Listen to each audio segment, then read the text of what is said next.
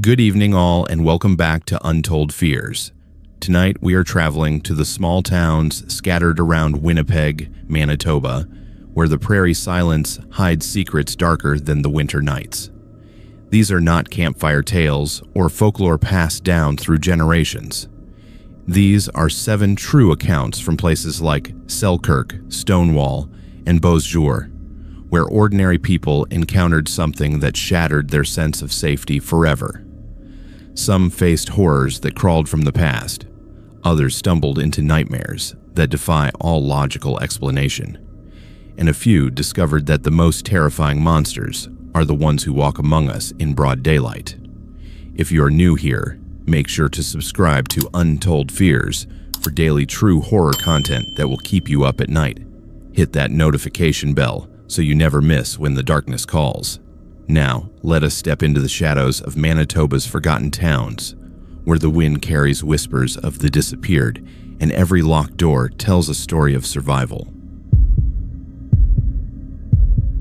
The winter wind had a way of getting into your bones in Selkirk. Not just the chill that slipped under your coat and bit at your fingers, but a deeper kind of cold that made the town feel hollow after dark, like something had sucked all the warmth out of it and left the shells behind. That was what I kept telling myself anyway, when the house started to feel wrong. It was just Manitoba in January. It was just me being tired. It was not the house. When I moved there, I thought I was finally doing something smart with my life.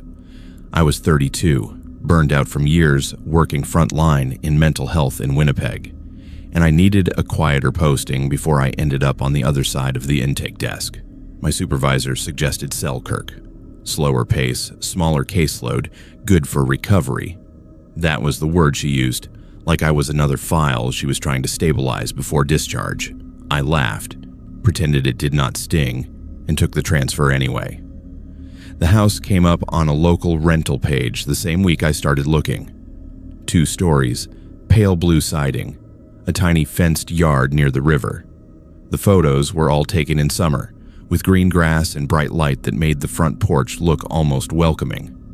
The rent was suspiciously cheap for its size, but the listing said the owner lived out of province and wanted someone quiet to keep an eye on the place. It sounded perfect for a guy who mostly wanted to sleep, see his clients, and avoid people. The first weird thing was the way the property manager hesitated when I said I would take it without seeing anything else. "You sure you do not want to look at some apartments closer to town?" she asked, shuffling the lease papers on the kitchen counter. Little easier to heat. Less drafty. I looked around at the big front window, the creak of the old hardwood, the faint smell of dust and lemon cleaner. It was not fancy, but it had character, that vague word people use for cracks and chipped paint when they want to sound polite. "It is fine," I said. "I like the space." She gave me a tight smile and signed. When she left, I watched her walk down the front steps, glance back at the second floor, then speed up a little like the cold had suddenly gotten worse. The door closed behind her, with a hollow thud that reverberated up the staircase. The first night, I chalked everything up to settling in. No one sleeps well the first night in a new place. Every house has its own vocabulary of pops and groans and hisses. The furnace kicked in with a low roar. The pipes clanged, and the windows rattled in their old frames when the wind hit them just right. I lay there on the mattress I had dragged into the upstairs back bedroom, staring at the ceiling, trying to pick out each sound and label it.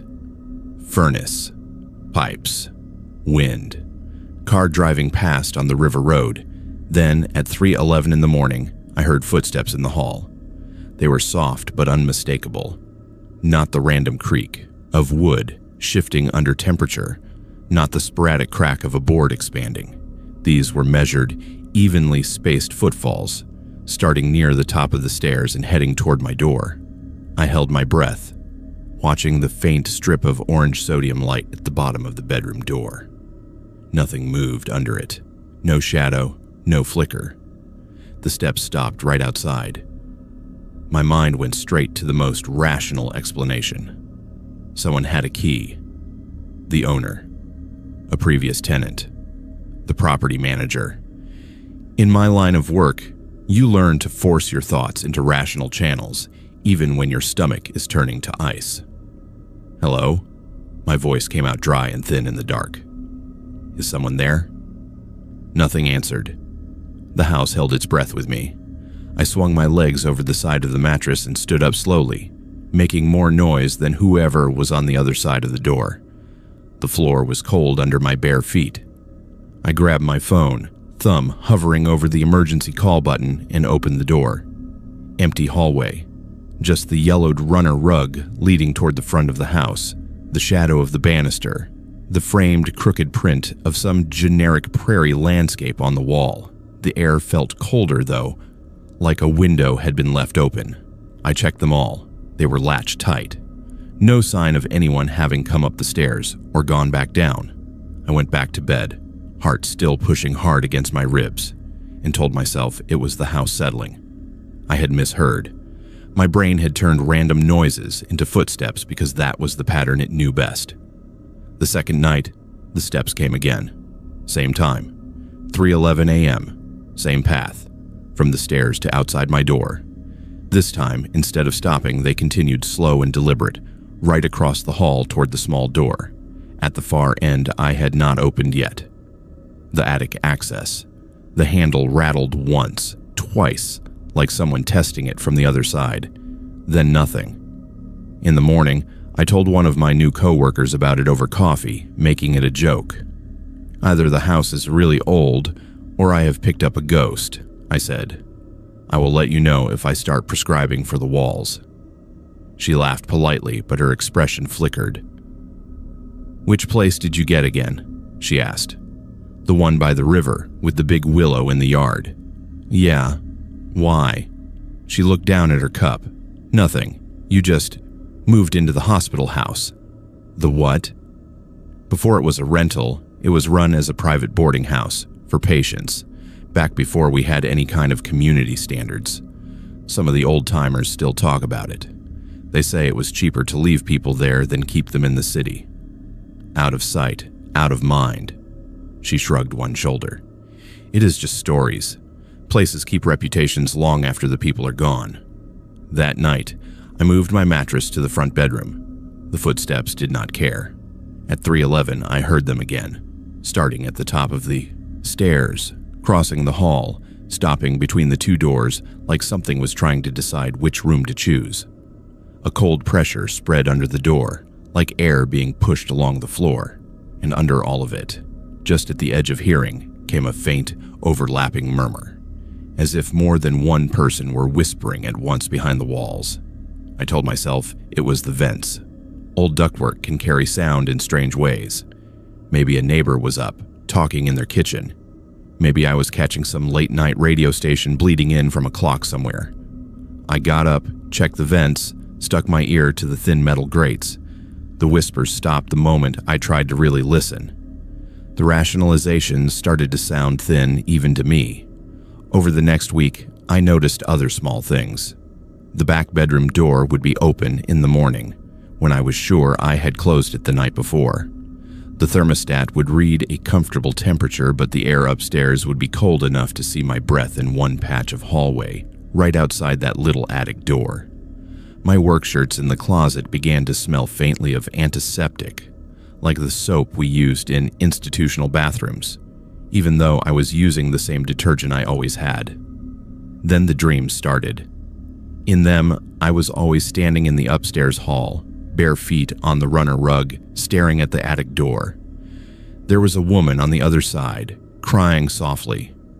Not sobbing, not loud, just this thin, exhausted weeping that sounded like it had been going on for a very long time. When I tried the handle, it would not move. When I called out, she did not answer. The only thing that changed, night after night, was the way she said my name. At first, it was distant, like someone guessing. Thomas. Then, more certain. "Thomas, you are late. Thomas, you said you would check on me." I would wake up with my hand on the lamp, heart pounding, the echo of my own voice still in my ears, promising someone I would be there soon. On my days off, I started going down to the local archives, telling myself I was just getting to know the town, trying to be a good citizen instead of a recluse. Really, I was looking for something to pin this feeling on. An old newspaper clipping, a photograph, a name that would make the hair on my arms stand up and give me a story I could file away under explanation. It did not take long. In a thin folder labeled with the house's address, there were photocopies of a handful of articles from the early 70s. The language was clinical, full of phrases like concerned neighbors and alleged negligence and private convalescent boarding. One name appeared over and over, a visiting psychiatrist who had expressed concern about the competency of on-site staff. His signature at the bottom of a letter to the province was neat and precise: Thomas. Same first name as mine, different last name, different decade, same blunt handwriting that my own sometimes slipped into when I was tired. The coincidence meant nothing. That is what I told myself as my fingers tightened on the paper. There was one short piece about an inquest that had gone nowhere. A woman had died in the upstairs of that house. No first name, just an initial and a last name. The coroner had ruled it complications of self-harm and malnutrition. Neighbors had complained about hearing crying at night for months. The boarding operator had insisted she had refused treatment. The article was dated exactly 50 years before the day I moved in. Sleep became a negotiation. If I stayed up past 3, the footsteps would not come. That was the deal I made in my head. I pushed my bedtime later and later, telling myself it was just a phase. My body would adjust. On the nights I gave in early and lay down before midnight, they were always there, right on schedule, like someone making rounds. The same path, the same pause, the same weight shifting on boards that should not have carried any weight at all. I tried music, earplugs, white noise from a fan. None of it stopped the sense of presence. It was not just sound anymore. It was the feeling you get walking into a client's room when they have been crying and stopped just before you open the door. The heavy, damp texture of sadness in the air. One night, out of sheer exhaustion and frustration, I lost my temper. The steps came, and the whispers rose like static behind the drywall, and I sat up in bed and snapped. "Enough," I said, louder than I meant to. "It is over. Whatever happened here, it is over. You are not my patient. I am not your doctor." The house went very still. For the first time since I had moved in, the footsteps did not stop outside the door. They came right up to it. The doorknob trembled, just a fraction, like fingers brushing it from the other side. The cold rolled under the wood, spreading across the floor like a spill. Every instinct in me, trained in hospital corridors and locked units, screamed that I should not open that door. I did anyway. The hall was empty, but not the way empty spaces usually feel. It was too sharp, too clean, like the world had been cut out around me and replaced with a photograph. My breath came out in a white cloud. I could see it drift toward the attic door, which was open a crack for the first time since I had moved in. There was no logic left to lean on.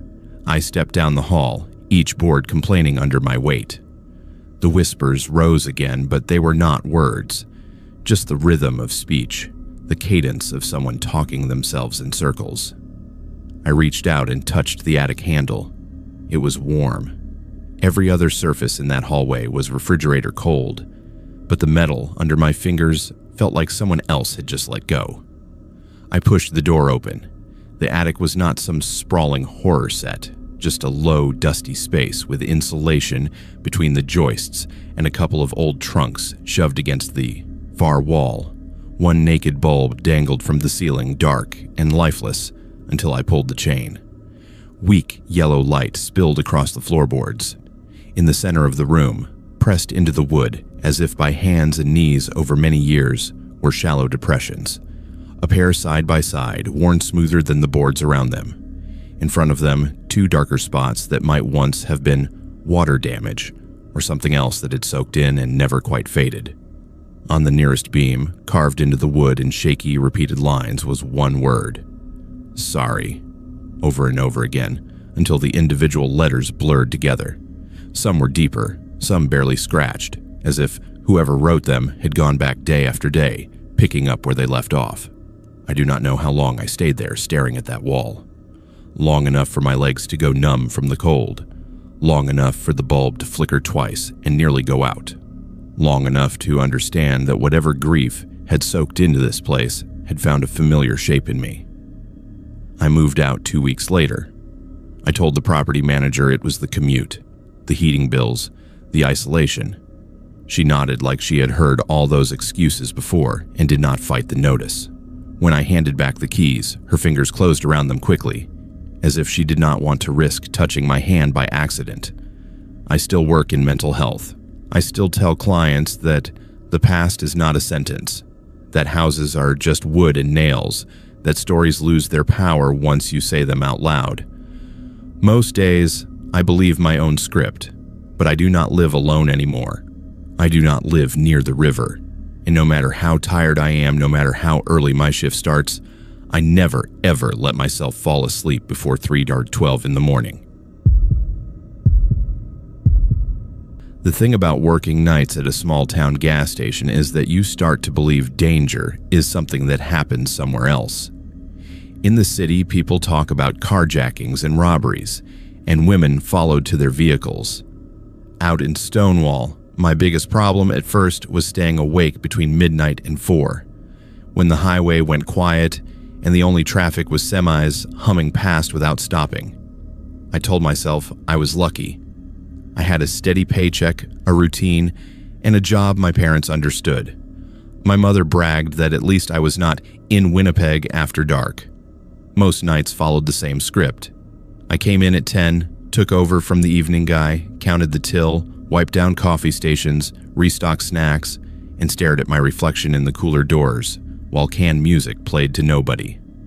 Locals came in for smokes or lottery tickets. A handful of regular truckers bought energy drinks and beef jerky, nodding hello without much conversation. It was lonely sometimes, but predictable.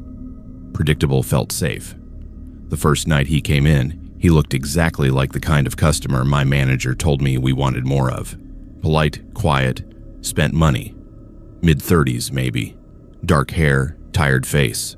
Wearing a high-visibility work jacket with some company logo I did not recognize. He set a travel mug on the counter and asked if he could top it up with coffee. Paid in cash. Thanked me by name after glancing at my name tag. Long night, I asked, more out of habit than interest. Always, he said. Good thing you are here keeping the lights on. His smile was small and quick, the kind you give a stranger you will never see again. I forgot about him as soon as he walked out into the cold. He came back 2 nights later. Same mug, same jacket, same time. Somewhere between 1:30 and 2 a.m., the dead zone of the shift. He remembered my name without looking at the tag this time.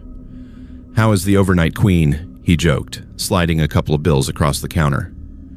"Ready for a throne made out of energy drinks," I said. I was used to regulars making small talk. It made the clock move faster. We chatted for maybe 2 minutes. He asked how long I had been working there, if I was from Stonewall originally, if I liked nights better than days. Normal questions. Nothing weird. It was the pattern that made it strange. Within a few weeks, he was there every shift. Not every night, but every night that I worked. If I swapped with a co-worker so I could have a Friday off, he came on Thursday instead. If I picked up an extra Sunday, a white half-ton truck with a dented back bumper would roll in around 1:45 like it had been summoned. He was never overtly creepy. That was what made it hard to pin down. He never hit on me outright, never stood too close, never said anything you could point to and call harassment. He talked about weather, about road conditions, about how the coffee tasted stronger on some nights than others. But he watched me when he thought I was not looking. His eyes tracked my movements in the convex security mirror above the counter, followed me when I went to refill the hot dog roller, checked the lottery display, wiped down the cooler handles. It was like being under a heat lamp. One slow Tuesday, he asked, "So you drive home after this, or did they put you up in the back?"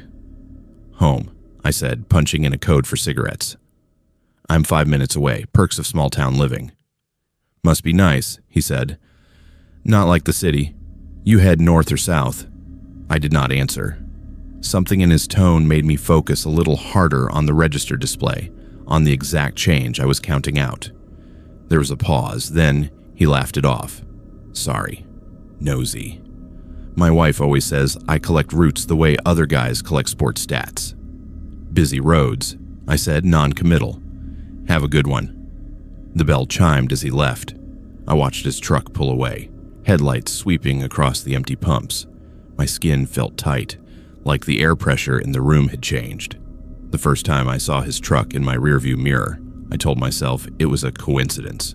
There are only so many ways to get from the gas station to the south side of town. It was almost 3 in the morning. The roads were plowed but slick, and the parking lot lights were the only bright thing for blocks. He pulled out about 30 seconds after I did, turned in the same direction and kept a reasonable distance. Just another driver heading home. I turned right at the 4-way stop. So did he. I slowed at the next intersection, my turn signal clicking loudly in the quiet car, and turned left toward my street. He went straight. I let out a breath I had not realized I was holding, and told myself my nerves were just shot from too much caffeine and not enough sleep.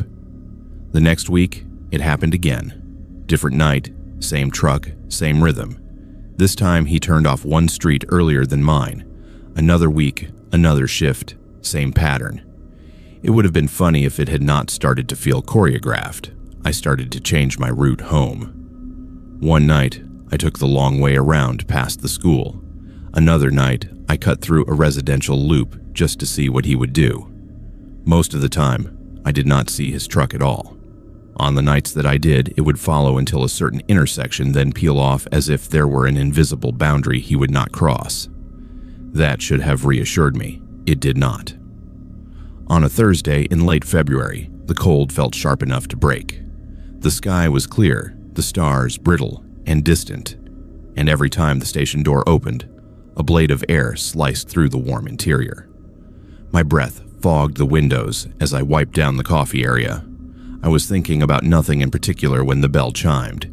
He came in without the usual jacket, wearing a dark hoodie instead. His travel mug was gone. In its place was a plastic bottle of iced tea he carried up and down the aisles, picking up items and putting them back without buying anything. He took longer than usual, drifting from shelf to shelf, always staying within the curve of the security mirror.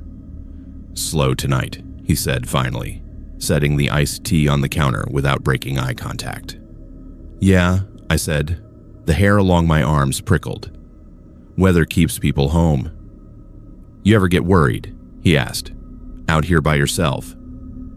"Manager lives close," I lied. "And we have cameras everywhere." I nodded toward the black domes in the corners. He tipped his head back, looking at them thoughtfully. "Cameras are funny," he said. "People feel safer because they see them. But by the time anyone reviews the footage, it is already over, right?" I scanned the bottle. My hands had gone clammy. "Company policy," I said. "Dieter's shoplifting." "Sure," he said. "Shoplifting." He left without another word. When his truck rolled past the front windows, I stepped back so he could not see me clearly. It was a small gesture, but it felt like drawing a curtain. That night, when the shift ended, my coworker Corey offered to walk me to my car. "You look wiped," he said. "Want me to follow you home? Roads are icy." I almost said yes. Almost told him about the truck, the patterns, the way my stomach dropped when those headlights lined up behind mine. Instead, I shrugged. "I'm good," I said. "It is 5 minutes. I'll text you when I get in." My car did not start. The engine turned over weakly twice, then died. The dash lights flickered. The third attempt was just a dull clicking sound. The cold had finally done a number on my already dying battery. I sat there with my gloved hands on the steering wheel, watching my own breath fog the windshield from the inside. There was a tap on the glass. I jumped so hard, my knee hit the steering column. He was standing by my driver's side door, hands tucked into his hoodie pocket, breath billowing out in small clouds. "Need a boost?" he asked, smiling. Saw you having trouble." Every warning I had ever been given about late-night strangers lined up in my mind. The parking lot was empty except for my car and his truck. The lights above the pumps buzzed softly. "No, thanks," I called through the glass. "I'm going to call my brother." His smile held, but something shifted in his eyes. It was like watching a curtain drop. "Phone battery will drain fast in this cold," he said. "Pop the hood. I will have you going in 2 minutes." I shook my head. My hand slid my keys out of the ignition and tucked them into my coat pocket without me consciously deciding to move. "I am okay," I said. "Really, he is already on his way." For a moment, I thought he would push it. Instead, he stepped back, raising his hands in surrender. "Suit yourself," he said. "Long walk in this weather." He turned and walked back to his truck, the crunch of his boots loud in the quiet lot. He sat there with the engine idling, lights on, not moving. I pretended to be on my phone, pressing random buttons, until Corey came out to dump trash and saw me still sitting there. When he realized my car was dead, he did not ask many questions before offering me a ride. As we pulled out, I glanced in the side mirror. The white truck was still there, headlights pointed at the road, not moving. The next day, on a hunch, I asked Corey to help me check under my car when the sun was up. The battery could have died on its own. The car was old. Things fail. But the unease from the night before had settled into something more concrete. We knelt on the gravel behind the station, breath hanging in the air. I handed Corey my phone with the flashlight on and watched him scan along the undercarriage. "There," he said. "What is that?" A small black device, no bigger than my palm, was duct-taped up near the back bumper. A slim antenna hugged the metal. My stomach dropped. "Is that?" "Tracker," he said quietly. "My cousin is a mechanic. I've seen these on fleet vehicles, and on some wives' cars when their husbands are paranoid." He peeled it off carefully and turned it in his hand. A dead LED light winked on the side. I called the police. Stonewall RCMP did not blow it off like I half expected. The officer who took my statement listened without interrupting, asked for a description, asked if there had been any arguments, any threats. When I described the man, his truck, his visits, something tightened in the lines around the officer's mouth. "We would like you to come in tomorrow," she said.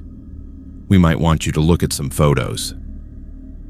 In the days that followed, pieces started to slot into place that had nothing to do with me. A woman from Warren, who had reported a man following her from a different gas station, always stopping one turn before her driveway. A girl from Headingley whose tires kept getting mysteriously low in the same parking lot every week.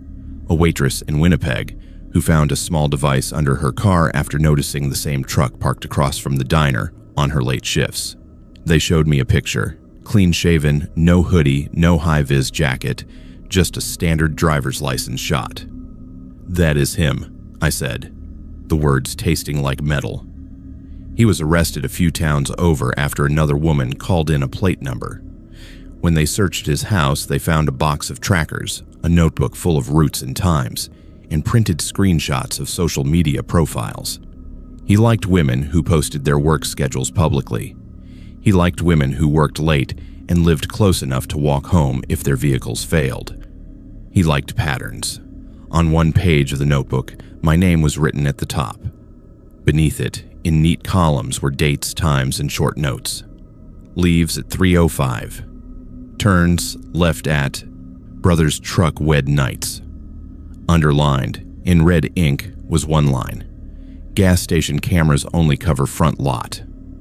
I quit the job as soon as I could. My manager understood before I finished the sentence. For months afterward, every time a truck with a dented bumper appeared in my mirror, my chest went tight. Even in broad daylight, I checked under my car before getting in. I changed my social media settings to private, changed my routines, changed which streets I used to get home. People in town still say nothing really bad ever happens in Stonewall. They say that is city stuff. They say that we are lucky out here, that everyone knows everyone, that strangers stick out. Maybe that is true for them. I know better now. Sometimes, on nights when insomnia wins and I find myself staring at my ceiling at 2 a.m. I think about that first cup of coffee he bought. How normal it felt. How harmless. How easily you can become a line in someone else's notebook without ever realizing they have learned the map of your life. The highway between Niverville and Winnipeg has a way of emptying your head if you drive it often enough.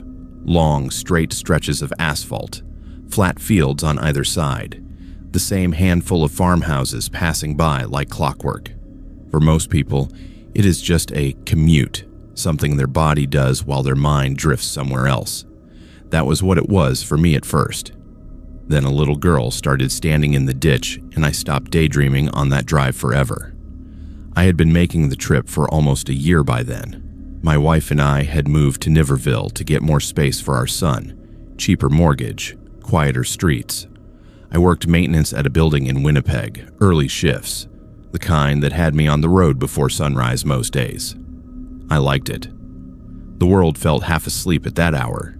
Fewer cars, slower pace, podcasts playing low while the sky went from black to bruised purple to gray. There was an old farmhouse about 15 minutes out of town that became my unofficial halfway mark. 2 stories, sagging porch, windows boarded over on the top floor. In summer, waist-high grass swallowed most of the yard. In winter, it was just a dark shape against white fields, the kind of place teenagers probably dared each other to break into on weekends. It had been empty as long as I could remember. The first morning I saw her, the snow had a crust on it from a recent thaw and freeze. My wipers squeaked over a thin film of frost. I was sipping coffee from a travel mug, listening to the news on the radio, not thinking about anything except the work orders waiting for me. Headlights cut a tunnel through the dark. When they swept past the farmhouse, I caught a shape at the edge of it. A small figure stood in the ditch, right where the gravel shoulder met the snow. A girl, maybe 6 or 7. She wore light-colored pajamas, the kind with a printed pattern I could not quite make out at that speed, and her bare feet were sunk into the snow. No boots, no coat. Her hair hung wet and stringy around her face, and her arms were wrapped around herself like she was trying to hold the heat in. I did not think ghost. I did not think anything supernatural. My brain went straight to the most human horror it knew. A kid out in sub-zero temperatures without proper clothes. I hit the brakes harder than I should have on that road, the car fishtailing a little before the tires bit. My heart was already pounding as I checked the mirror.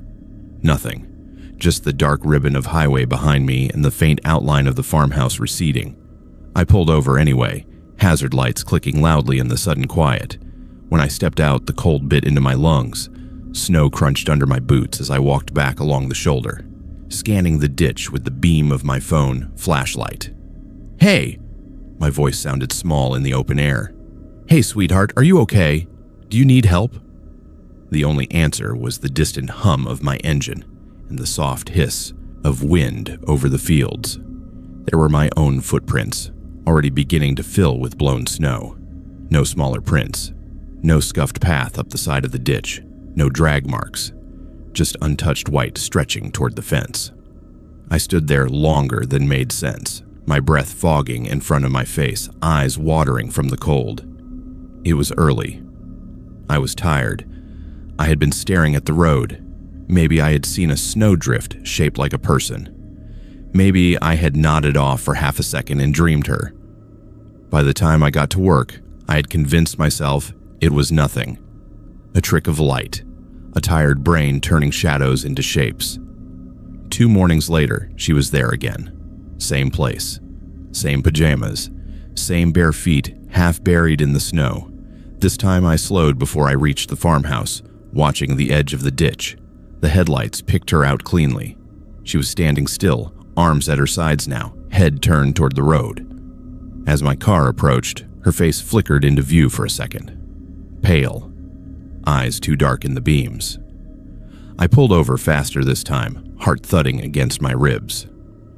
Before the car had fully stopped, I twisted around to look out the rear window. Empty road, empty ditch, empty field. My hands shook on the steering wheel. I sat there, hazard lights ticking back and forth, the red glow blinking off the snowbanks. The rational part of my mind clawed for explanations again. Maybe there was a dip in the land I could not see from here. Maybe she had run. Maybe there was a driveway I was missing in the dark. I did not get out. I told myself that if she were real, I would be calling 911, not stumbling around in the dark alone. Instead, I put the car in gear and drove the rest of the way to the city in silence. The radio turned off because I suddenly could not stand the sound of other people's voices over mine. I did not mention it to my wife that day. I told myself there was nothing to tell. 2 glimpses, an empty ditch. Stress would not help anyone. Our son Noah was 4. He had the kind of boundless morning energy that made me feel older than I was. On weekends, when I did not work, he would climb onto the couch with me at dawn and narrate entire imaginary scenarios with his toys before my first cup of coffee had cooled. The 3rd time I saw her, it was a Saturday. I was not supposed to be on the road at all. A pipe had burst at work, and my supervisor called in a panic. I grumbled, kissed my wife and Noah, promised I would be back by lunch. "Take the highway," my wife said, half joking, half serious. "No back roads. It is icy." "I know the route," I said. "I could drive it in my sleep." "That is what I'm afraid of," she said, smiling. The sky was clearer that morning. A faint band of orange was already bleeding into the horizon. I drove a little faster than usual, eager to get the emergency over with. The farmhouse came into view ahead, its silhouette sharper in the early light. She was closer to the road this time, not down in the ditch, but standing almost at the top of the slope, maybe 3 feet from the edge of the asphalt. Same pajamas, same bare feet planted in the snow. Her head was tipped slightly to one side like a bird listening. As I approached, she raised one arm, not in a wave, but in a slow, stiff pointing motion. At my car. My chest went tight. Adrenaline washed through me so fast my fingers tingled. I gripped the wheel, knuckles white. I did not slow down this time. I could not. Some primitive part of my brain decided that stopping would be worse than driving past. In the moment my headlights swept across her face, I saw her mouth move. Later, I would swear she said my name. My name, not a generic help or hey. 2 syllables forming on lips that looked almost gray with cold. Julian. I drove all the way to Winnipeg on autopilot, eyes fixed on the lane lines. At work, I stood in the boiler room longer than I needed to, letting the noise and heat wash over me, grounding myself in the smell of metal and steam. When I got home that afternoon, Noah was waiting by the window with a toy car clutched in his fist. "Daddy!" he yelled, as if I had been gone for days. "You drove by the girl again." For a second, I thought I had misheard him. I forced my face into something neutral. "What girl?" I asked, hanging my coat slowly, buying myself a second. "The girl by the snow," he said like it was obvious. "The one with no shoes. She waves at us." I felt the bottom drop out of my stomach. "When did you see her?" My voice came out too sharp. My wife glanced over from the kitchen. "In the morning when you go to work," he said. "Sometimes she is sad. Sometimes she smiles. She likes your car." "She waves at us?" I repeated. He nodded, making vroom noises, driving the toy along the back of the couch. My wife frowned. "What is this about?" she asked. I told her. Not everything, not the way my heart had tripped when I heard my name in a stranger's mouth, but enough. The glimpses, the empty ditch, the way Noah had picked up details I had never described. She listened, arms folded, face pale. "There used to be a family out that way," she said slowly. "I remember my parents talking about it when I was little. A girl went missing in a storm, walked out of the house at night. They never found her. Search parties, dogs, everything. They said maybe she fell through the river ice, but I do not think they ever had proof. Memory is funny. It bends around fear, fills in gaps with whatever story makes things feel finished. I wanted to believe that was all this was. Some half-remembered local tragedy my mind had dug up and projected onto a patch of snow. A story seeping into my kid's imagination. A week later, I stopped lying to myself. Another driver reported a child on the side of the road that same stretch, early morning, light snow. The call went through dispatch, and my wife heard about it before I did from a neighbor who worked at the fire hall. They had sent a unit out. The officers found nothing but disturbed snow and tire tracks. I changed my route after that. It added 10 minutes to my commute, cutting along a more northern road that swung wider around the fields. It felt ridiculous, like I was letting a hallucination dictate my fuel costs. But the wash of relief I felt when the old farmhouse was no longer on my path made the extra time worth it. For a while, it worked. I did not see her. I did not look for her. I avoided that stretch even on weekends, even in daylight, taking the long way if we had to head into the city as a family. My wife did the same without comment. We never talked about it in front of Noah again. Then a new missing person poster went up on the bulletin board at the Niverville co-op. Teenage girl, dark hair, last seen hitchhiking near the highway that led past the farmhouse. There was a grainy security still on the bottom corner of the poster from a gas station camera. In the background of the shot, barely visible by the window, was the outline of a dark, small figure standing at the edge of the frame. Too short to be an adult. Too straight to be a coat rack or a reflection. The timestamp on the photo was 5 minutes before the girl walked out of frame for the last time. I know what people will say. Cameras glitch, shadows overlap, human minds find faces in static and patterns in nothing. I have spent enough time fixing fluorescent lights and rewiring old circuits to know how unreliable hardware can be. I also know what it feels like to have a 4-year-old describe the expression of someone you hoped only you could see. We still live in Niverville. I still make the drive to Winnipeg. I keep my route. I keep my eyes on my lane. When winter comes, I do not look toward the south fields, no matter how strong the pull feels at the corner of my vision. Sometimes, though, when the sky is just starting to lighten, and the world is that flat blue that makes everything look like it is underwater, I feel the urge to slow down, to take the old road, to see if she is still there, standing in the ditch with bare feet in the snow, waiting for someone who will not drive past this time. I never give in. Some mornings when I glance in the rearview mirror on instinct, I swear I see a pale shape at the edge of the road behind me. There is never anything there when I look back properly. Of course there is not. That is how you stay functional. You tell yourself, it is just the light, just the snow, just your own reflection. Then you go home, kiss your son on the head, and pretend you do not listen for small, cold voices when he watches the world go by from the back seat. The first time something hit my car outside Beausejour, I thought I had nailed a deer. That was the only thing that made sense at midnight on that stretch of highway, with tree line on both sides and nothing but my headlights cutting a narrow tunnel through the dark. Out there, animals owned the road after a certain hour. Everyone who worked nights knew that. I had been on swing shifts at the plant for almost a year. Week on days, week on nights, always just enough time for my body to almost adjust before being yanked the other way. Night shifts were the worst. You drove to work tired and drove home even more tired, windows cracked even in winter to let the cold slap you awake.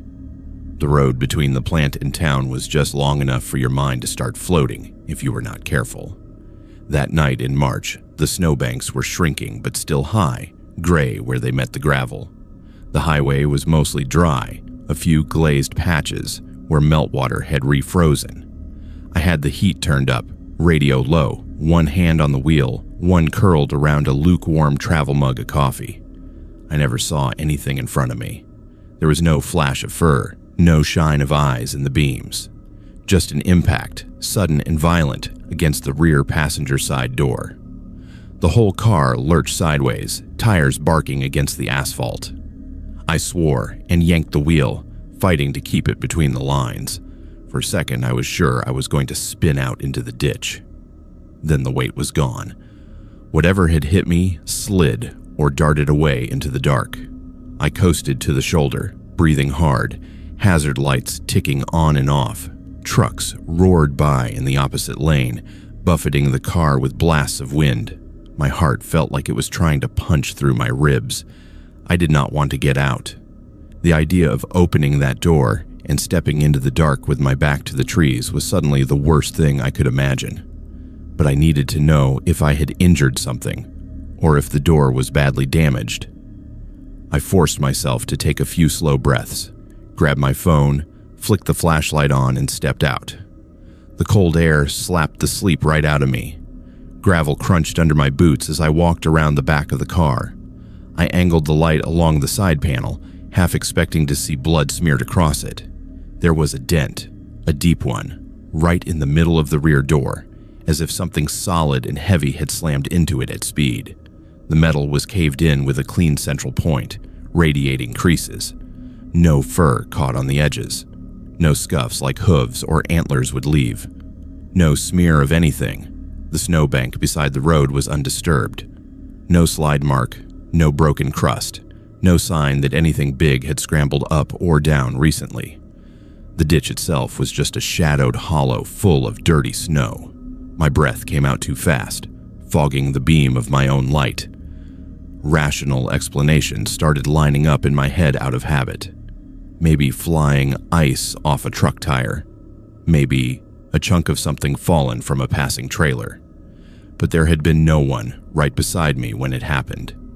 I had checked my mirrors obsessively the whole drive. On the other side of the barrier formed by my high beams, the woods pressed in. Black trunks, tangled branches. The kind of darkness that did not look empty, exactly, more like it was full of something that just did not need light. I got back in the car and locked the doors before my brain could finish that thought. The body shop guy in town whistled when he saw the damage the next day.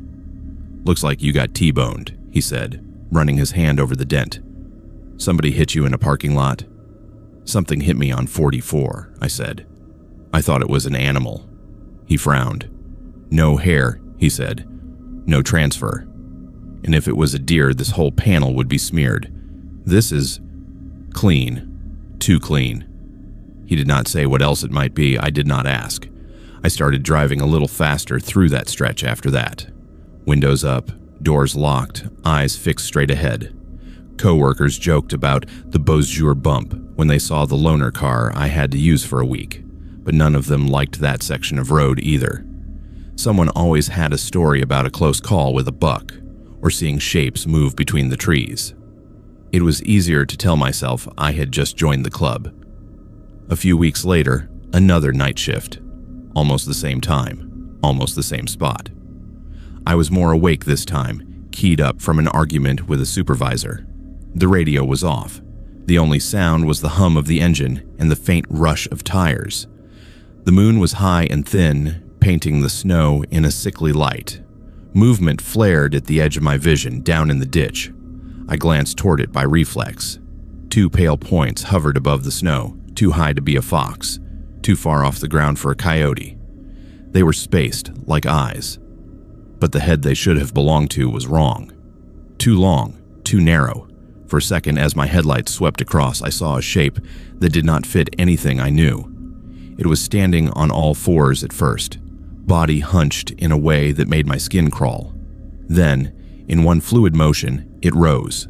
Not fully upright, not the way a person would, but onto the back half of its body. Spine arching, front limbs hanging down like elongated arms. The car shuddered as my hands twitched on the wheel. The thing, whatever it was, did not flinch from the light. Its skin, or fur, or whatever covered it, looked wrong. Patchy, too tight in some spots, stretched in others. The eyes glowed in the beams, but not like animal eyes. There was no shying away, no blink. Just a flat, unbroken stare. I drove faster. I did not look into the mirror. The urge to check where it had gone was like an itch under my skin, but I knew instinctively that seeing it again behind me would be worse than not knowing. That night, sleep did not come easily. Every time I closed my eyes, I saw that moment when it rose up out of the ditch, straightening more than it should have, as if bones were sliding into sockets they had not been designed for. The third encounter did not give me the luxury of driving past. Fog had rolled in off the low areas, thick and low, swallowing distance. It was one of those nights where your high beams only make things worse, turning the world into a glowing white wall. I crawled along just under the speed limit, fingers tight on the wheel, eyes straining to pick out the faded lines on the road. The shape appeared out of that wall like it had been waiting. 1 second, there was just fog and the ghost of my own headlights. The next, something dark loomed in front of me at the edge of the lane, halfway between standing and crouched. I jerked the wheel on instinct. The car swayed. Tires caught the shoulder. Gravel burst up in a spray. Something slammed into the front quarter panel with enough force to make the whole frame shudder. Metal shrieked. The car skidded sideways, the world outside spinning into a smear of trees and fog and snow before everything stopped with a hard jolt. The airbag did not deploy. For a minute, all I could hear was my own heartbeat and the tick of cooling metal. My chest felt tight, but nothing seemed broken. I tasted copper and realized I had bitten my tongue. I forced myself to look up, to look out, expecting to see a damaged bumper, some twisted shape in front of the car. There was nothing but fog. I sat there for a very long time, hands welded to the wheel, before cracking the door just enough to stick the phone out and aim it at the front of the car. The bumper was dented, smeared with gravel and filthy snow. No fur, no blood. When the fog finally lifted enough to see the trees, they looked the same as always. Close, watching. It was a coworker, older, born and raised in the area, who finally said the word. We were in the break room, and I was staring at the wall clock, counting hours until I had to make the drive back again. He poured himself coffee, glancing at the fresh scrape on my forearm from where I had hit the steering wheel. "You hit something?" he asked. "Something hit me," I said before I could stop myself. He studied my face for a second, then said very casually, "Was it around mile marker 12? "Yeah," I said slowly. He nodded, as if I had just confirmed a weather report. "People see things there," he said. "It's been like that a long time." "Deer?" I asked. He gave me a look that was not quite a laugh. "That is what we tell outsiders," he said. "Some say wolf. Some say other things. My uncle used to swear there was something that chased his truck, kept up with it for a good stretch, on 2 legs. I tried to scoff. It came out weak. "You believe that?" "I believe enough people have seen something they cannot explain that I do not like that road after midnight," he said. "Call it what you want, beast, spirit, something, old. The land was here before us. We built a highway through it and act surprised when it does not behave like a city street." After that, the stories started coming more easily. Once people know you have had your own encounter, they stop holding back. A neighbor's cousin, who found their cattle mutilated in a way the vet could not match to any known predator. A woman who swore something ran along the tree line beside her vehicle, keeping pace on 2 legs, long arms brushing the branches. Trail cam photos that were always just out of focus enough to be useless, but wrong in some way that made you want to stop looking. At home in my little rental, I started triple-checking the locks. The woods behind the house, which had always just been pretty, became something else when I looked at them out the kitchen window at night. A band of darkness anything could be standing in. I never told my parents the details. I let them think it was just a fender bender, bad visibility, my own rushed driving, but I stopped offering to pick up extra overnight shifts. I swapped where I could, took the pay hit where I could not. If I had to be on that road after midnight, I made sure I was not alone, asked another coworker to follow, or lingered in the parking lot until there was other traffic to tuck in behind. People love to say, if it was real, someone would have gotten a clear picture by now. Maybe they are right. Maybe it is all tricks of light and tired eyes, and nerves stretched thin by too many news stories and too little sleep. Maybe. All I know is that there is a dent in my old car that did not come from any collision the mechanic could explain. All I know is that when I think about that second, when something down in the ditch unfolded itself into a shape that did not look quite quadruped or biped. My body reacts before my brain can talk it down. I still drive past that stretch sometimes in daylight, sun high, fields open, everything ordinary. It almost makes me doubt my own memory. Almost. Then I catch sight of the tree line out of the corner of my eye, and something in me tightens, like a muscle remembering an old injury. Whatever is in those woods does not need my belief to exist. It was there before my shift schedule, before my dented car, before the road itself. It will be there long after I have found a different job, a different route, a different town. The best I can do is keep my eyes forward, my doors locked, and my foot a little heavier on the gas when the forest seems to lean just a bit too close to the highway. The first time my students told me about the Carmen Bridge, I laughed it off the way any new teacher laughs at local ghost stories. I had only been in town for 2 months, still figuring out which gravel roads turned into mud pits after rain and which diner served decent coffee. The kids loved testing where my city edges were. So when a grade 11 raised his hand during a Canadian history lesson and asked if I had done the headlights thing yet, I assumed it was just another distraction tactic.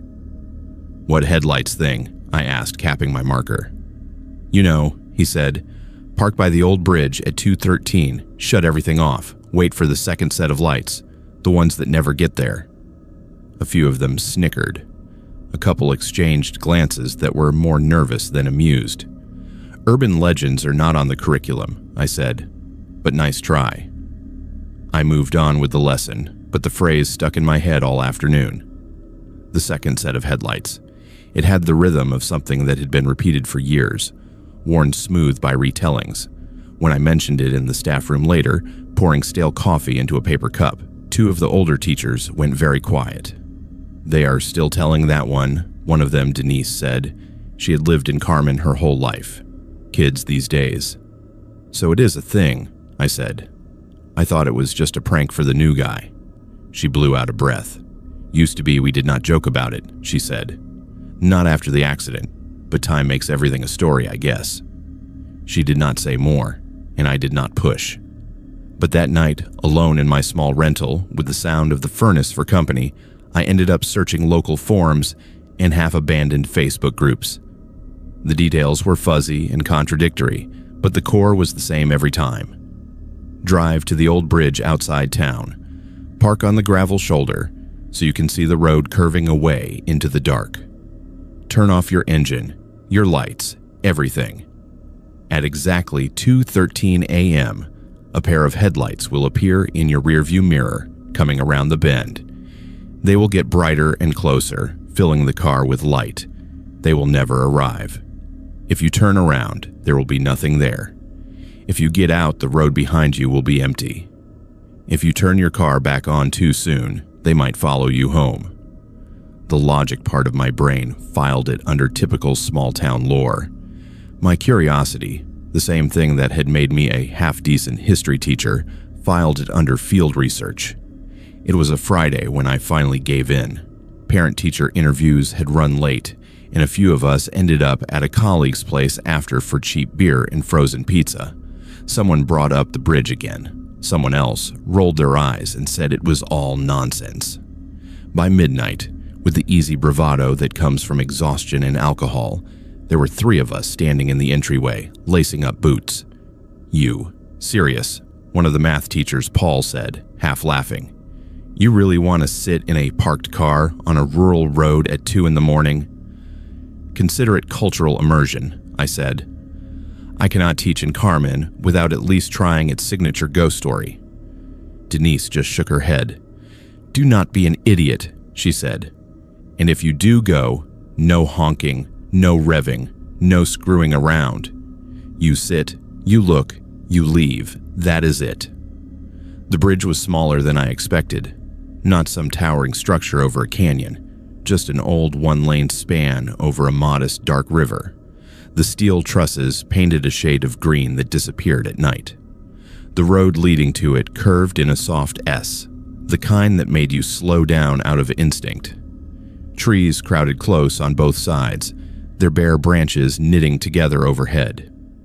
We parked about 30 meters back from the bridge, on a patch of gravel just big enough to get off the main lane. I killed the engine. The sudden silence was startling.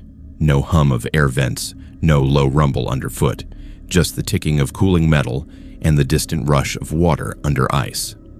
The dashboard clock read 2:09 a.m. Paul sat in the passenger seat, arms folded across his chest, pretending not to be watching the rearview mirror. In the back, another teacher, Lena, chewed on her thumbnail, knee bouncing. "This is stupid," she said quietly. "We are grown adults." "Grown adults who let 17-year-olds dare us into bad decisions," I said. "It builds rapport." I flipped the headlights off. The world outside collapsed into darkness. Even the reflection of our own car was gone, swallowed by the black curve of the road. My fingers felt clumsy as I flicked off the interior lights too, until the only glow in the car came from the faint green digits of the clock. 2:11. With the engine off, the cold started to creep in immediately. Breath fogged the windshield in thin patches. Somewhere in the trees, a branch cracked. The sound carried too far, made my shoulders tighten. None of us spoke. 2:12. The silence took on weight. I became acutely aware of every shift in the car, every tiny creak of plastic. My eyes kept darting from the dashboard to the mirror, to the side window, then back again. The rational part of me was preparing arguments for when nothing happened. The rest of me was braced for something undefined. 2:13. For a heartbeat, nothing changed.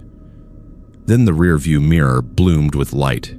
It was not a gradual thing, not like watching a distant car slowly come around a bend. One moment, the mirror showed only the faint outline of my own face. The next, a pair of headlights appeared in it, perfectly centered, bright and sharp. My first thought was that someone had pulled in behind us without any sound at all. The interior of the car brightened. Pale light washed over Paul's face, turning his eyes into dark hollows. In the back, Lena inhaled sharply. "Okay," she whispered. "Okay, that is enough." I raised a hand, more to steady myself than to calm them. My brain scrambled for mundane explanations. A truck cresting a hill we had not noticed. A farmer coming home late. Another idiot like us testing the legend. But the light did not behave the way headlights should. It did not wobble with the imperfections of the road. It did not flare when it hit a bump or dip slightly, as if someone touched the brakes. It simply grew brighter, filling more and more of the mirror's frame until there was nothing else in it. It should have been blinding, but it was not. I could still see the edges of the rear window, the outline of the back seats. There was no engine noise, no crunch of tires on gravel, no shadow of a grille or hood or license plate, just light. "Marcus," Paul said, voice tight. "Start the car." I tried. My hand went to the ignition, fingers numb. The key would not turn. Not frozen, not grinding, just resistant, like I was pushing against someone's palm. The hairs on my arms rose under my sleeves. The light climbed higher in the mirror, reaching the point where in a normal situation the car behind would have been less than a meter off our bumper. My whole body tensed, waiting for the inevitable tap, the jolt of impact. Nothing came. The car remained perfectly still. "It is right on us," Lena said, voice thin. "Why is it not—" "Do not turn around," I said. I did not know where the instruction came from. It felt old, older than any of us in that car. "But if this is someone messing with us, they want a reaction," I said. "So we give them nothing." It was bravado, and we all knew it, but it was something to hold on to. Seconds stretched. My eyes watered from not blinking. The light hummed in the mirror, steady and unnatural. Somewhere beyond our little bubble, the river moved under ice as it always had. Then, as suddenly as it had appeared, the light went out. One moment, the car was filled with that strange glow. The next, the mirror was dark, showing only the faint tracing of stars above the road. My heart hammered so hard I could hear it in my ears. The key turned easily when I tried it again. The engine coughed to life like it had never hesitated. Headlights snapped on at my touch, throwing twin cones down the empty stretch of asphalt. There was no vehicle behind us, no retreating taillights, no tire tracks in the thin layer of frost on the road. Just the soft curve leading back toward town, empty and still. We did not talk much on the drive home. I dropped Lena off first, then Paul. Each of them lingered a moment in the open door, looking as if they wanted to say something, then thought better of it. "Do not tell the kids," Lena said finally. "They will never let us live it down." I agreed. We made some half-hearted jokes about headlights and lesson plans, and willed our voices to sound normal.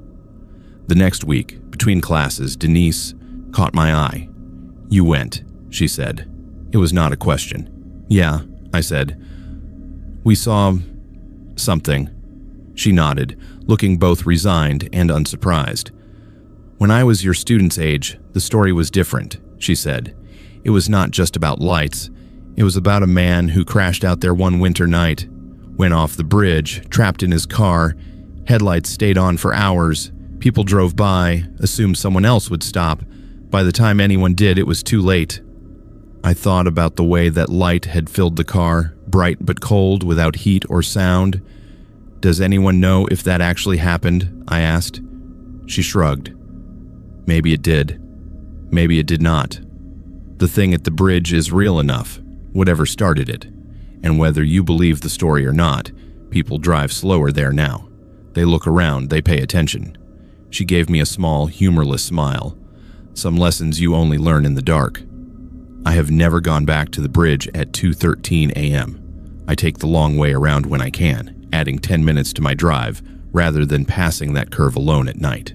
When students bring up the legend, I tell them it is just that, and to focus on their assignments. But some nights, grading papers at my kitchen table, I catch the faint reflection of car lights in the window as someone passes my little house. For a moment, the room brightens in a way that feels too familiar. The urge to look over my shoulder, to check the rear view of an invisible car, prickles at the back of my neck. I do not turn around. Retirement was supposed to be quiet. That was all Eleanor had wanted when she left the city and bought the little bungalow in Teulon, a place where the loudest thing at night was the wind through the trees and the occasional pickup rolling down the main road. After 35 years of hospital shifts and alarms and codes echoing through fluorescent hallways, the silence felt like a clean sheet pulled over a used bed. The house was small but solid, with a picture window that faced the street and a narrow strip of grass between the hedge and the sidewalk. She liked to sit in her armchair by that window in the evenings, a book open in her lap more often than not, watching the town wind down. Kids on bikes, the mail truck, someone jogging with headphones in. Life moving at a gentler pace. She noticed the man with the dog on her first week there. It was hard not to. He walked past at exactly the same time every night. 7:42 on the dot. At first, she thought it was coincidence. Then she started checking the clock. Every time, without fail, the digital numbers would flip over and there he would be, appearing on the left edge of her window and exiting on the right 30 seconds later. He was unremarkable in the way many dangerous things are. Average height, average build, dark jacket, knit cap pulled low in winter, ball cap in summer. The dog was more distinct. A medium-sized black and white mutt with a plume of a tail, always straining a little ahead, nose close to the ground. They seemed harmless, comforting even. One more piece in the little pattern of her new life. She found herself timing her tea to their passing, learning to recognize the specific rhythm of their steps on the sidewalk. At the hospital, routines had meant stability. Out here, they meant she had not made a mistake uprooting herself. It took her a while to notice the changes. At first, she thought the dog just had an off night. It happens. Animals get tired, or distracted, or stay home when it is too cold.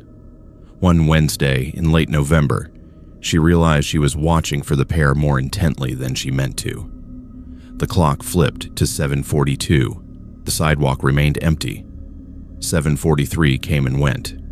She chuckled at herself, feeling a little foolish. Then, at 7:44, the man appeared. Alone. He walked at the same pace as always, hands in his pockets, gaze straight ahead. There was no leash in his hand, no dog trotting at his side.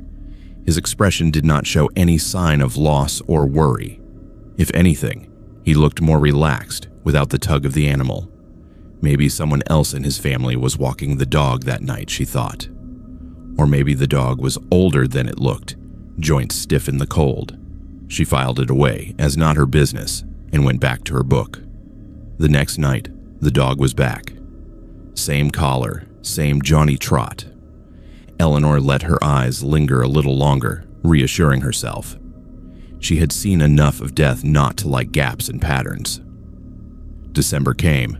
Snow fell and was cleared in neat ridges along the curb. The man and the dog continued their evening route like clockwork. Some nights their breath puffed together in twin clouds. Some nights the man carried a small flashlight that bobbed with each step. It was just after New Year's when she saw the leash. She was not looking at the clock that evening, lost in the middle of a mystery novel, when a movement outside pulled her attention. The man was there, shoulders hunched against the wind, cap pulled low. His right hand was extended in the familiar angle of someone holding a leash. The leash was there. A plain black strap, taut and bouncing slightly with his stride. The loop in his hand was pulled forward as if by some invisible weight. There was no dog. The length of nylon stretched out ahead of him and then down, dragging along the sidewalk. The metal clasp at the end scraping and catching on cracks in the concrete. The man kept his arm braced the way you do when an animal's pulling, but the clip at the end jerked and bounced on its own. Eleanor set her book down carefully, heart ticking a little faster. Her first thought was that the dog had slipped his collar. Reflexes honed over years made her scan the edges of her vision for movement. A shadow in a yard, a shape cutting across the street. Nothing, just the man, the empty leash, and the scraping sound that carried faintly through the glass when he drew closer. As he passed directly in front of her window, he did something he had never done before. Without turning his head, without breaking stride, his chin dipped just slightly in the direction of the glass. His eyes did not meet hers, but she felt that he knew she was there, watching. The hair on the back of her neck rose. In the second before he stepped out of frame, the empty leash gave a sharp, unnatural twitch, snapping sideways as if something at the end of it had lunged. She did not sleep well that night. The logical explanation was that she had missed some detail. The dog was off to one side, hidden behind the hedge. Her angle from the chair distorted what she saw. Her brain, primed by years in a profession where you looked for anomalies, had turned an ordinary, if slightly sad scene into something ominous. She made herself watch less after that. It felt nosy, intrusive. The man had a right to his routine. She had come to Teulon to rest, not to invent problems where there were none. Some evenings she sat in the kitchen instead, letting the window stay a dark rectangle at the edge of her awareness. The problem with ignoring something, Eleanor knew, was that it did not make it go away. It only made it harder to be sure when something actually changed. In February, a series of small notices started appearing on the bulletin board, at the co-op, and in the post office. Lost pets, 2 cats, a spaniel, a senior golden retriever with cloudy eyes. Owners asked anyone who had seen them to call. At first, it did not seem odd. Rural life came with risks for animals. But Eleanor could not help noticing that most of the addresses were on streets that intersected her own. She mentioned it casually to the woman at the pharmacy. "People need to keep their cats indoors," the woman said. "And some of these dogs are old. They wander. The coyotes are bolder this year." Eleanor nodded. Coyotes made sense. They always did until they did not. The next time she let herself look out at 7:42, the man had a different dog. This one was larger, pale-coated, with a heavy build and a tail that barely moved. It walked close to his side, head down, as if resigned. The leash hung looser between them. They did not pass as often now. She had missed some nights. And so, apparently, had he. But when he did, he still kept the same pace, the same time, like the route was a line he could not help but trace. She tried to convince herself he simply owned more than one dog. People did. Maybe the first had died, and he had not wanted to change his routine. Grief does strange things to habits. She had seen widows come in for appointments months after their husbands passed, still booking for two. It was the doorbell camera that ruined her peace. Her nephew had insisted on installing it for her when she moved, a little piece of tech comfort so he could keep an eye on her from the city. "One more layer between you and weirdos," he had said, half joking. Most of the clips were boring. Delivery drivers, Jehovah's Witnesses, kids selling raffle tickets. She rarely checked it unless the app pinged while she was out. One Wednesday afternoon, waiting for the kettle, she tapped the icon out of idle boredom and scrolled back through the last week.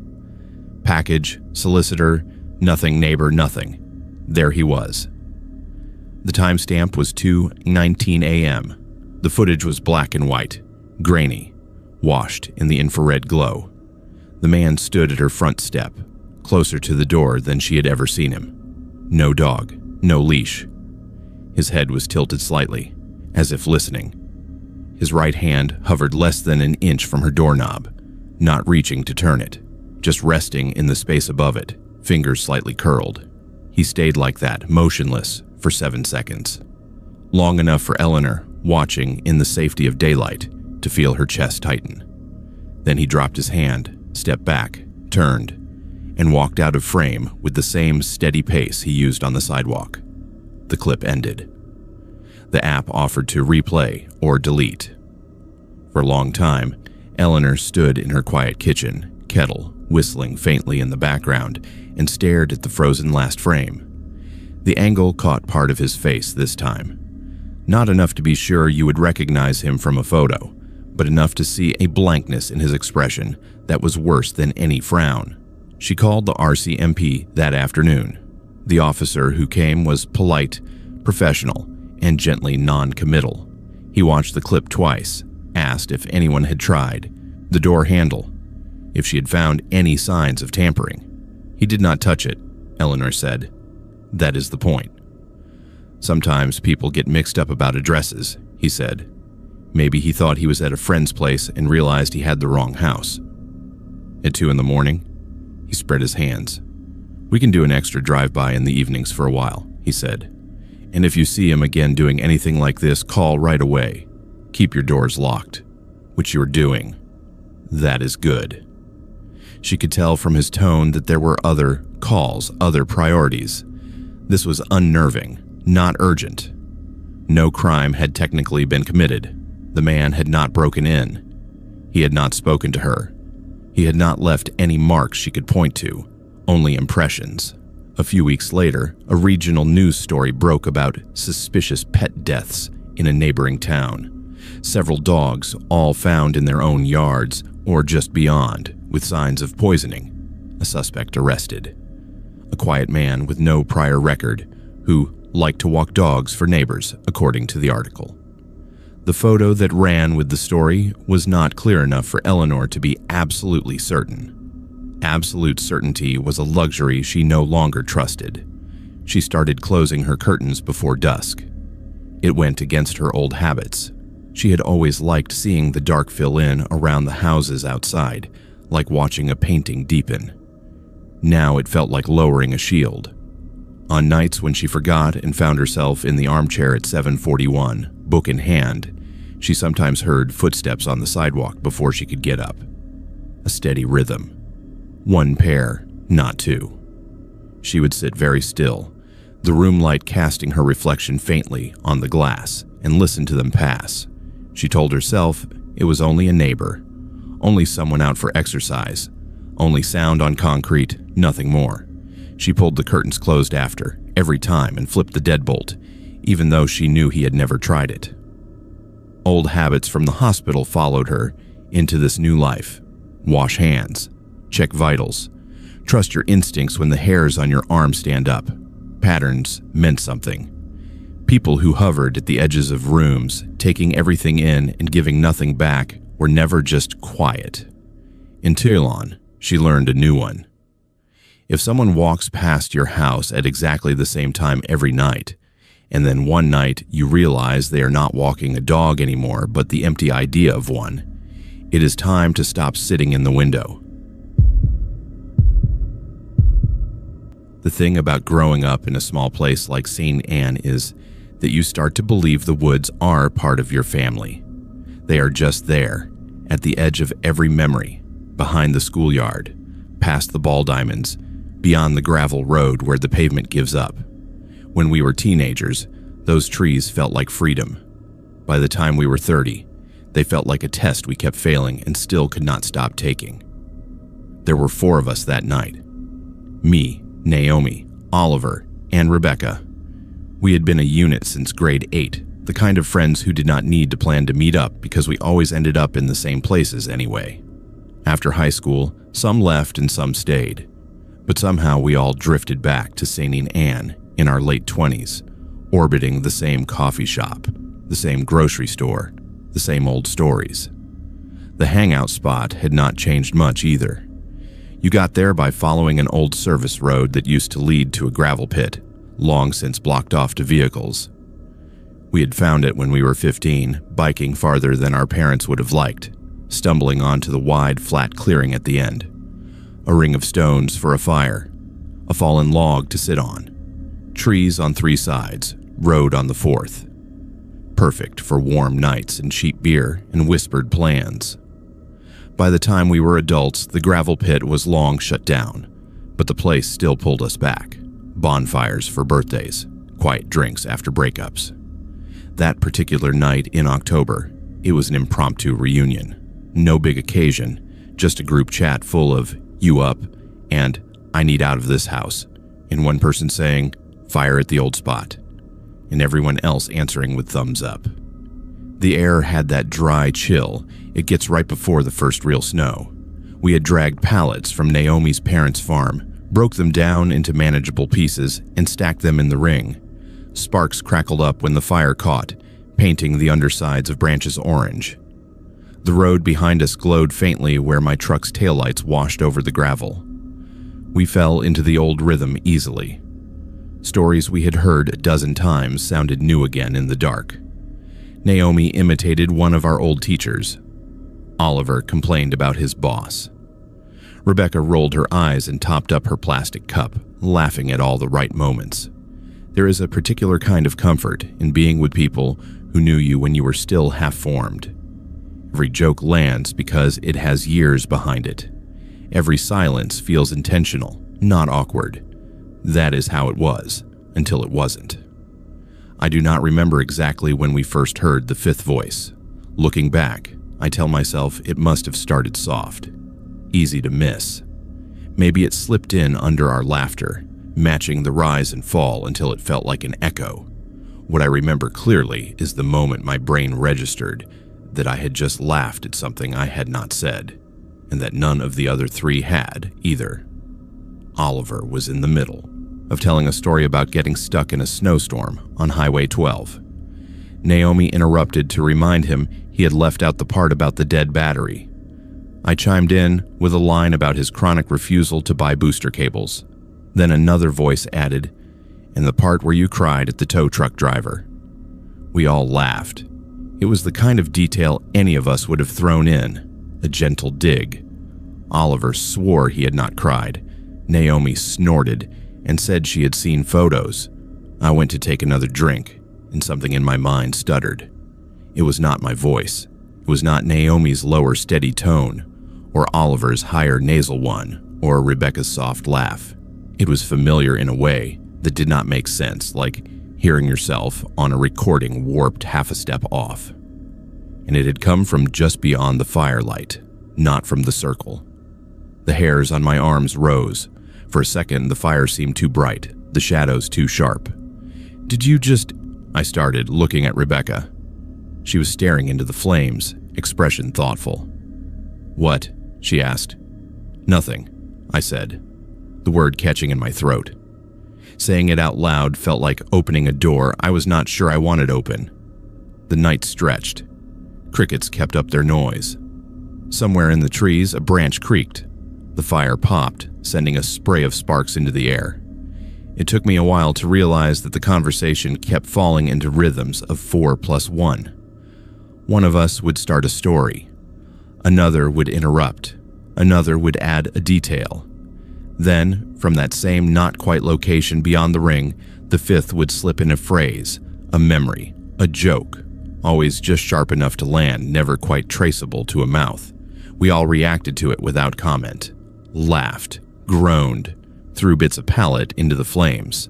Some part of us must have noticed, the way you notice a draft in a closed room, but nobody wanted to be the first to admit it. It was Rebecca who broke the pattern. At some point after midnight, she stood, brushing ash from her jeans. "I need to call my sister," she said. She wanted to know if I got home. "Tell her you're still out corrupting your youth," Naomi said, stretching her legs toward the fire. Rebecca rolled her eyes, smiled, and stepped away from the circle, phone already in hand. The light from the screen painted the side of her face blue-white as she walked toward the edge of the clearing, where the road began to narrow into trees. We did not watch her go. That is the part that keeps me up at night now. We were so used to each other's comings and goings that her absence did not register immediately. Someone filled her seat when she left. Her empty cup got nudged aside and knocked over. The fifth voice made a joke about her notoriously long phone calls, and we all laughed, because of course, she would be gone 10 minutes. 10 became 20. The fire burned lower. The shadows stretched closer. "Did she say she was heading home?" Oliver asked finally, squinting past the flames. "She said she had to call," Naomi said. "Maybe she went back to the truck where it's warmer." "I would have heard the door," I said. My keys were in my pocket. No engine had turned over. We called her name. Once. Twice. Nothing answered but the crackle of cooling logs and the soft hiss of wind moving through branches. Cold that had nothing to do with the temperature slid down my back. I grabbed my phone and turned on the flashlight. The beam cut a harsh path across the clearing, making everything look flatter and more unreal. Our footprints, leading from the road to the fire ring, were obvious, stamped into the soft ground and scattered needles. So were Rebecca's, breaking away toward the trees. They stopped about 3 meters from the tree line. No scuff marks, no dragged lines, no sign of her turning back. One step, another, then nothing. The ground beyond was undisturbed, as if no one had walked there in days. "Reb," Naomi called, voice cracking slightly, "stop screwing around, it is not funny."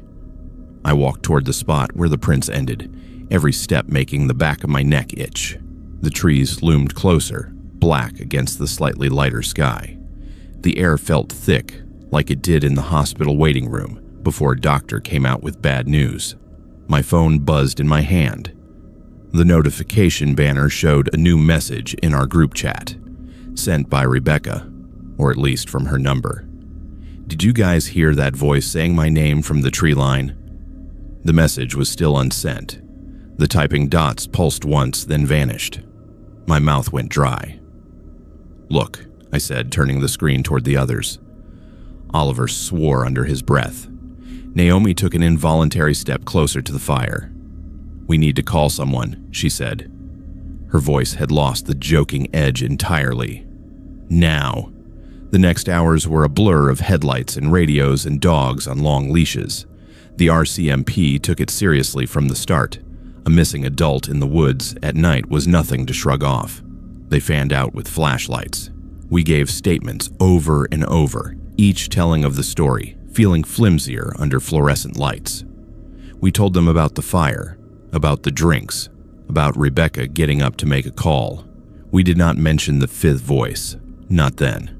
How do you tell a uniformed stranger that you might have been having a perfectly normal conversation with something that did not have a body? They found her car back in town, parked neatly near her apartment. Keys on the driver's seat, jacket in the back, phone nowhere. Searches went on for days. Volunteers combed the ditches and bush around the service road. Helicopters droned overhead. Posters went up on every bulletin board in the region. Her face, smiling in better light, watched us from telephone poles and gas station windows. Snow came early that year, laying a clean white sheet over the cleared paths and crushed grass. No new footprints appeared where hers had ended. No one found so much as a piece of fabric. People in St. Anne are practical. They talk about wolves, about disorientation, about someone picking her up on the road. They talk about what people do to each other, not what might be waiting between trees. It is easier that way. You can install locks against human monsters. You cannot bolt your door against a voice. Years later, the three of us still meet sometimes. Not at the old spot. None of us have been back there since. We sit in someone's kitchen, or at the same worn table at the cafe, our phones on the table between us like neutral ground. Every now and then, when we are on a group voice call, the app will glitch. A fourth little circle will appear at the bottom of the screen, not numbered, not named, just a pulsing icon, lighting up like someone is breathing into a microphone on the other end. Connection issue, Oliver says, forcing a laugh.